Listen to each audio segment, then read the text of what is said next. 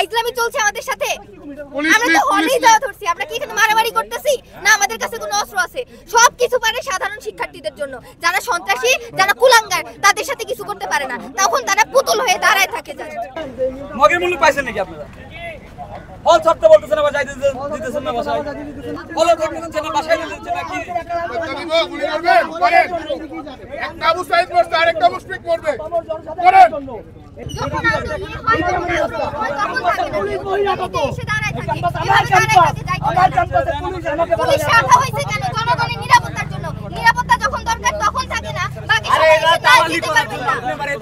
Police বলতে চাচ্ছে যে এখানে দাঁড়ায় থাকতে হবে বা ঘুরে যাইতে হবে, হলে যাওয়া যাবে না। হলে আমাদের হল হচ্ছে এখানে, আমরা কিভাবে যাব?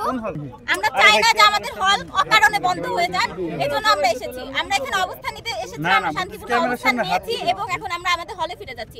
আমাদেরকে হলে যাওয়ার রাস্তা আমাদের ব্লক করে রেখে দিয়েছে, আমাদেরকে বলছে পিছন দিয়ে ঘুরে যাইতে। আমার হলের গেট এইখানে, আমার 1 মিনিটের রাস্তা, আমি কেন ঘুরে যাব? আমার ক্যাম্পাসে আমি কেন যাওয়ার কোনো রাস্তা নাই, আমরা এখান দিয়ে যাব, আমাদের রুট এটা, আমরা এই রাস্তা দিয়েই যাব। আমরা যখন এখানে যাইতে চাচ্ছিলাম ওনারা আমাদেরকে বাধা দিচ্ছে, এখান দিয়ে যাওয়া যাবে না, কর্তৃপক্ষের নির্দেশ। আর আমরা এখানে আসছি কর্তৃপক্ষের নির্দেশ, যখন আমাদের উপর গুলি চালানো হয় তখন কর্তৃপক্ষ কোথায় থাকে? কোথায় থাকে? আমাদের ছেলেদের উপর, আমাদের সাধারণ শিক্ষার্থীদের যখন বাইরে থেকে সন্ত্রাস গুন্ডা টোকাই এনে আমাদের বুকের উপর গুলি চালানো হয়, আমাদের 7 ভাই বোন আজকে সারা দেশে মৃত্যুবরণ করেছে, জীবন নিয়ে নিছে, কোথায় ছিল তখন আইন শৃঙ্খলা বাহিনী? প্রশাসন কোথায় ছিল? তারা বলছে তাদের কাছে লিখিত আছে, তারা লিখিত দেখাতে পারে না। এই প্রশাসন মানি না আমরা।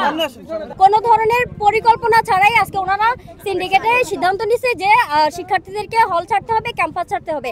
কেন আমাদেরকে হল ছাড়তে হবে? হল আমাদের দ্বিতীয় বাসস্থান, এখানে আমরা থাকবো। বললেই তো হয় না আমরা এখান থেকে চলে যাব। আমরা কোথায় যাব? এখান থেকে কোথায় যাব আমরা? আর আইন শৃঙ্খলা বাহিনী, পুলিশ যখন আমাদের নিরাপত্তার প্রয়োজন ছিল তখন কোথায় ছিল এরা? আমরা এখন সেই পুলিশ মানি না। আমাদের ক্যাম্পাসে পুলিশ, বিজিবি, র্যাব, এদেরকে আমরা বহিষ্কার চাই। এরা আমাদের ক্যাম্পাসে থাকা লাগবে না। ক্যাম্পাস আমাদের ক্যাম্পাসে নিরাপত্তার দায়িত্ব আমাদের। একজন মানুষ যদি বাংলাদেশে বলে যে আবু সাইদের মৃত্যুটা গ্রহণযোগ্য, তাহলে এই বাংলাদেশ আমি জানি না কি বলবেন।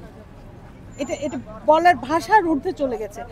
এখন ওরা একটা গায়েবী জানাজা পড়বে, কেন সাউন্ড গ্রেনেড মারা হলো? কি যুক্তি ছিল? 4-5টা মানুষ প্রতিবাদ করছে। পৃথিবীর কোথায় প্রতিবাদ হয় না বলেন তো? কোথায় হয় না? এখনকার পদক্ষেপ আপনাদের মাধ্যমে আমি পুলিশ প্রশাসন এবং আরও যারা কর্তৃপক্ষ আছেন, আমি নিজেও এক বড় অফিসারকে বলেছিলাম যে ভাই আমি একজন মা হিসেবে এসেছি, এখানে সন্তানের মা হিসেবে এসেছি। আমার সন্তানও বিশ্ববিদ্যালয়ের ছাত্রী। উনি আমাকে একটা কটু কথা বলে দূরে সরিয়ে দিলেন। এখন আপনাদের মাধ্যমে বলছি, আপনারা একটু মানবিক হন। এদেরকে 1 ঘন্টা 2 ঘন্টা সময় দেন, তারা জানাজাটা পড়ুক, এটুকুই বলতে চাই।